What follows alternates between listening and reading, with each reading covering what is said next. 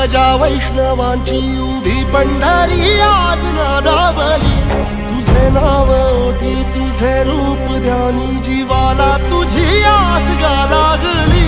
जरी बाप साऱ्या जगाचा परी तू आम्हाले कराची विठू माऊली।